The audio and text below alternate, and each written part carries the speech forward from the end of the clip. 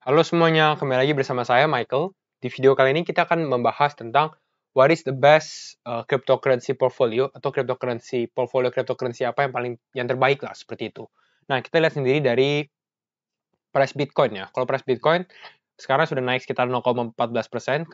Tadi sempat menyentuh, kalau nggak salah, sempat menyentuh 35.000 ya, kalau nggak salah.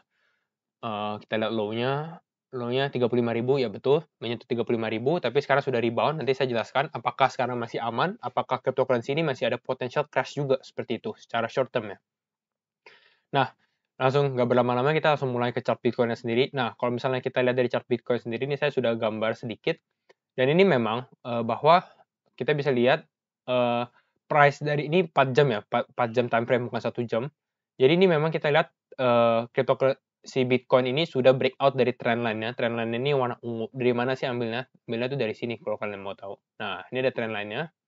Ini dia sudah breakout, pakai auto. Nah, lalu dia setelah breakout, seperti yang saya juga pernah bilang bahwa kebanyakan kalau sudah breakout yaitu dia retest kembali ke trendline-nya. Dan kita lihat ini Bitcoin ini retest, jadi dia sudah naik, terus dia turun lagi untuk apa? Untuk retest. Kita lihat sendiri dia sudah retest di trendline warna ungu, dan ini artinya adalah Bitcoin mungkin akan melanjutkan upside, kenaikan yang lebih tinggi lagi gitu. Seperti gambar di pola ini, mungkin dia bisa naik lagi ke atas seperti itu ya. Jadi ini cukup bagus juga untuk Bitcoin.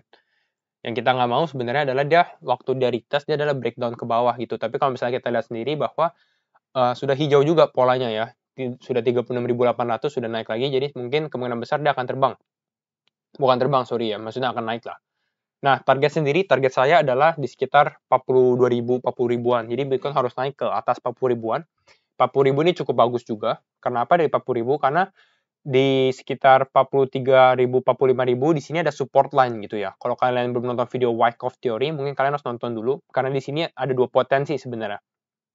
Apakah Bitcoin bisa turun lagi gitu. Jadi dia naik ke atas lalu turun ke bawah seperti itu. Apakah Bitcoin yang kedua adalah dia akan naik, menunjukkan kenaikan sampai mungkin ke 50.000 seperti itu. Nah, itu kita harus lihat sendiri karena ini masih jauh juga, masih prediksi harga masih jauh. Kita mungkin harus lihat waktu sudah dekat gitu ya. Kita lihat media ngomongnya tentang apa, berita bagaimana, lalu juga volume market bagaimana gitu ya. Baru kita bisa menilai apa yang akan terjadi gitu.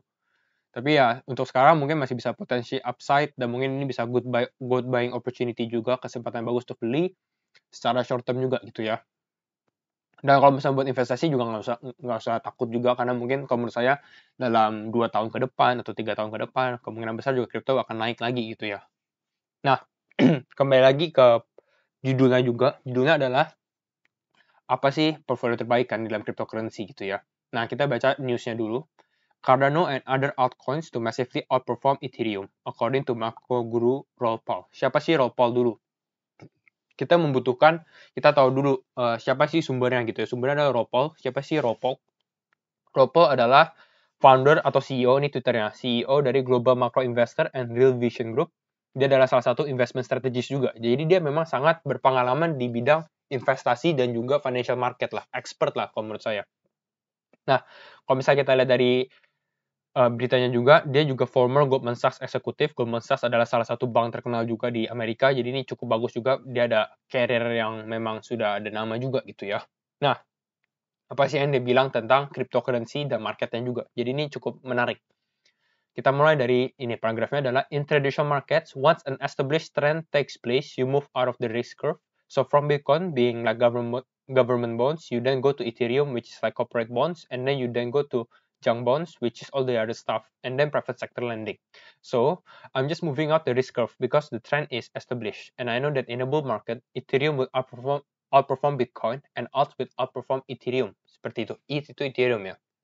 Nah, mungkin kalian bingung nih, ini artinya apa sih? Jadi nanti saya jelaskan lebih pakai gambar, jadi mungkin lebih tertata juga. Oke, coba kita lihat dulu ke gambar kita. Oke, jadi ada dua sebenarnya kan, traditional market sama crypto market. Nah, ini ada traditional market. Di traditional market yang ini dia bilang bahwa, ini kalau misalnya saya jelaskan bahwa ini ada 3 lingkaran ya. Lingkaran yang paling kecil atau pusatnya ini risknya tuh semakin rendah gitu, makanya ada risknya seperti ini. Jadi semakin keluar risknya semakin tinggi. Dan satu lagi higher risk higher return. Jadi kita mengambil lebih banyak risk, kita juga mungkin akan mendapatkan potensi return lebih banyak gitu ya. Nah, kita coba bahas dulu. Jadi kalau government bonds ini paling safe lah untuk obligasi pemerintah. Kenapa paling safe? Karena mungkin kita bisa bilang lah kalau kita pemerintah utang ke kita, ya pemerintah akan membayar utangnya juga gitu ya, payments-nya atau interest-nya juga ke kita gitu. Sudah dipastikan lah, mungkin 99%. Lalu ada corporate bonds, obligasi perusahaan. Obligasi perusahaan ya, perusahaan masih ada kemungkinan lah, misalnya kalau misalnya dia pilot atau mungkin dia bangkrut dan lain-lain, mungkin dia bisa nggak membayar. Tapi kan kalau misalnya perusahaan bagus, perusahaan yang ini kemungkinan besar juga bakal membayar lah. Makanya masih di level 2. Lalu ada junk bonds. Junk bonds adalah bonds yang nggak begitu bagus lah. Mungkin perusahaannya sudah memang calon-calon untuk bangkrut atau mungkin banyak utangnya dan lain-lain. Jadi orang tuh takut juga untuk investasi sana. Dan mereka kalau misalnya mau issue bonds atau issue obligasi, mereka harus membuat bondsnya kan atraktif atau bondsnya menarik. Mereka akan naikin returnnya seperti itu. Makanya kembali lagi high risk, high return. Seperti itu. Nah, mungkin kalau di crypto market, ini adalah yang dibilang sama si Ropol, jadi paling aman adalah Bitcoin. Karena Bitcoin adalah nomor 1 crypto market yang paling besar juga gitu ya. Lalu banyak perusahaan juga yang ternama yang memang investasi di Bitcoin. Lalu ada Ethereum yang kedua.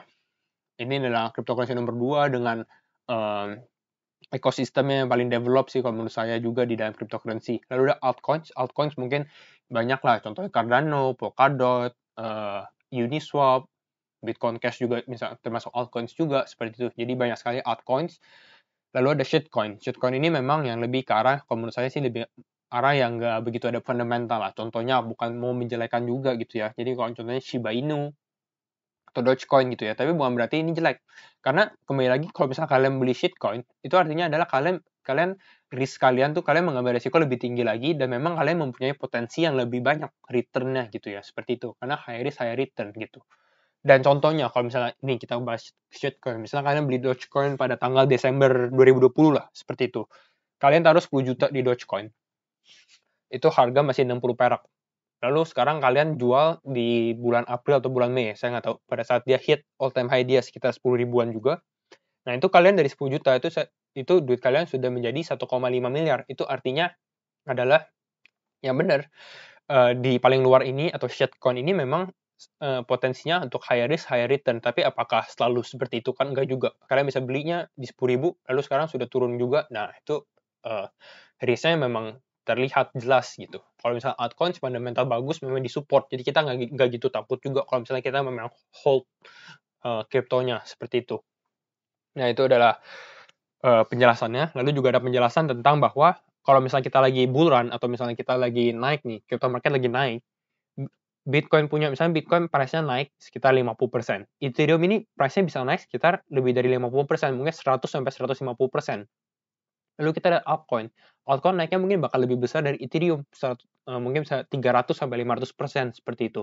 Nah, kita lihat shitcoin lagi mungkin bisa naik sampai ribuan persen seperti itu. Kita kan nggak ada yang tahu. Makanya kembali lagi kalian harus melakukan portfolio management. Jadi berapa persen yang harus diinvest di Bitcoin, berapa persen yang harus diinvest di Ethereum, altcoin, sama shitcoin juga kalau mau juga nggak apa-apa gitu ya, seperti itu. Nah itu adalah penjelasannya. Kita kembali lagi ke news kita. Dia bilang bahwa, but according to the macro guru atau si Raul Paul sendiri, an altcoin season means that as long as Bitcoin and Ethereum are showing strength, mereka tetap kuat. Coins like Cardano and Polkadot will likely outperform Ethereum ya. Kembali lagi tadi penjelasannya. Dan dia bilang ini, I've got no clue whether Cardano is going to work or Polkadot is going to work. Karena mereka, contohnya ya, Cardano sama Polkadot ini dua-duanya di bidang smart contract. Sebenarnya mereka bisa dibilang kayak kompetisi lah. Jadi nih siapa nih yang bakal lebih kuat nih smart contract-nya atau lebih banyak dipakai seperti itu. Dan dia nggak tahu nih sebenarnya Cardano atau Polkadot yang lebih banyak dipakai atau lebih ini. Nah, jadi solusinya apa? Dia bilang, so I don't take a bet in that, I just took a bet in a bunch of them. Jadi dia beli Polkadot, dia beli Cardano, dia beli Solana gitu ya. Jadi yang di smart contract dia beli semua. Figuring that if we're in an altcoin season, this stuff is going to go up 5 times that Ethereum goes up. Jadi lebih tinggi lagi kenaikan daripada Ethereum seperti itu. Lalu yang menarik juga adalah yang ini bilang bahwa dia bilang the digital asset investor also reveals that he is even holder of meme crypto Dogecoin. Jadi dia juga salah satu holdingnya dia juga membeli Dogecoin lah seperti itu di personal portfolio-nya dia.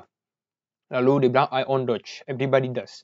Find me somebody who doesn't. Jadi coba cari siapa yang nggak ada Dogecoin. Kenapa dia beli Dogecoin? Well, we all do because it's fun. Karena menyenangkan kalau beli Dogecoin. Jadi kalau misalnya ada yang pump, naik, kita juga semua senang gitu ya. Oh, sama-sama naik seperti itu. Lalu tapi dia bilang bahwa dia cuma ada small position ya. Kembali ke portfolio management kita, mungkin kita bisa mengalokasikan 3-5% juga di Dogecoin, kecil aja gitu ya. Karena itu memang high risk juga. Nah, itu adalah newsnya. Kita bahas portfolionya dia.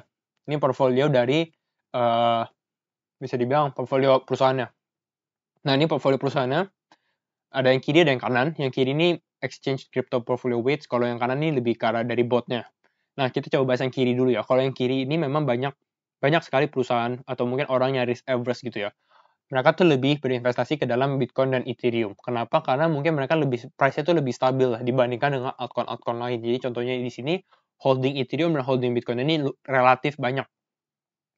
Lalu Matic, Cardano, Chainlink, Thorchain atau Rune, Polkadot, Solana, dan Aave.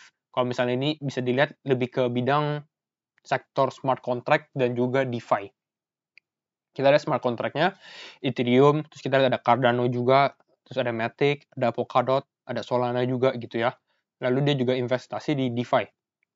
Atau membeli DeFi, ada Aave, ada Thorchain atau Rune, ada Link juga, Chainlink, seperti itu. Jadi ini cukup bagus sebenarnya. Kalau menurut saya ini cukup bagus, portfolionya big caps juga, ini mungkin top 50 crypto semua di sini. Lalu ada yang kanan, kalau yang kanan ini ya hampir sama juga sama yang kiri, tapi yang kiri lebih beragam lah. Ada Polkadot, ada Solana, ada Aave, seperti itu. Kalau yang kanan cuma 6 aset doang, kalau ini ada beberapa aset. Nah, kalau misalnya saya disuruh pilih yang kiri atau yang kanan, mungkin lebih pilih yang kiri. Kenapa? Karena ini lebih terdiversifikasi dengan baik lah. Jadi lebih banyak diversifikasi, lebih banyak koinnya, kriptonya juga, dan memang bergerak di bidang yang sama juga. Seperti itu. Jadi ini cukup bagus menurut saya. Lalu kita bahas sedikit tentang Titan Swap, karena memang ada yang banyak yang request juga tentang Titan Swap, bahas Titan Swap dong. Nah, ini saya kasih opini saya tentang Titan Swap.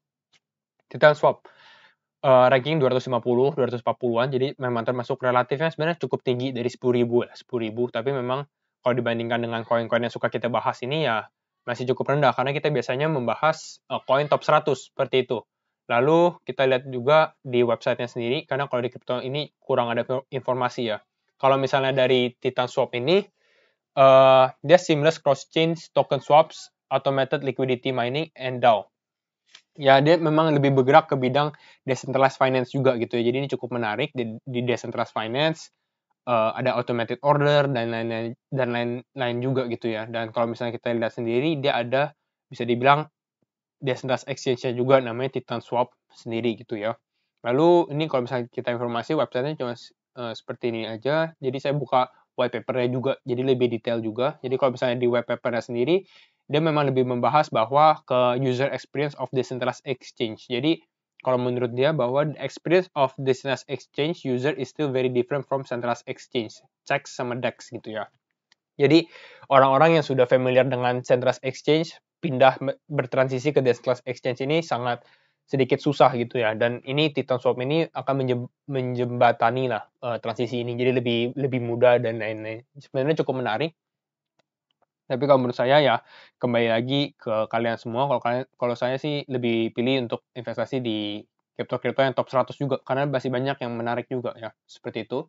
Lalu kita lihat ke 80-20 rule. Apa sih itu 80-20 rule gitu ya? 80-20 rule adalah Pareto Principle. Mungkin bisa dibilang ekonomi principle juga, tapi ini generalnya juga prinsip in general juga gitu ya. The Pareto Principle states that for many outcomes, roughly 80% of consequences come from 20% of the causes. Artinya adalah biasanya tuh 80% dari results kita atau hasil kita itu datang dari 20% effort kita gitu. Kita fokus ke daerah mana, ke yang mana. Contohnya, kalau di ekonomi ya, contohnya adalah misal kalian pergi ke, bisa dibilang kita lihat bioskop lah, bioskop di Indonesia gitu ya. Nah, raksasanya atau yang memang menguasai perusahaan-perusahaan bioskop ini cuma ada dua contohnya, yaitu CGV dan juga 21 gitu ya, XXI gitu ya. Dan mereka menguasai hampir 80% dari marketnya seperti itu. Contoh kita lihat lagi ke online transportation, Grab dan Gojek. Ya cuma dua itu doang gitu ya. Dan walaupun memang masih banyak yang kecil-kecilan, tapi mereka Grab dan Gojek ini menguasai 80%-nya. Nah, hal-hal seperti ini yang kita bisa terapkan di dalam cryptocurrency. Bahwa 80-20 rule, bahwa nanti akan ada cuma hanya 20% dari cryptocurrency dari sini, dari 10.200-an ini cuma ada 20% yang akan menguasai 80% dari crypto marketnya sendiri. Jadi kita harus investasi ke memang yang project-project yang memang ada fundamental yang bagus, yang memang ada supportnya juga dan ada roadmap yang jelas. Itu sih menurut saya ya. Jadi contoh Cardano, Ethereum, Binance, XRP, ya ini adalah salah satu top-top yang bisa kita invest juga seperti itu. Itu saja video dari saya. Terima kasih semua yang sudah menonton video ini. Jangan lupa like, comment, dan subscribe. And see you in the next video. Bye-bye.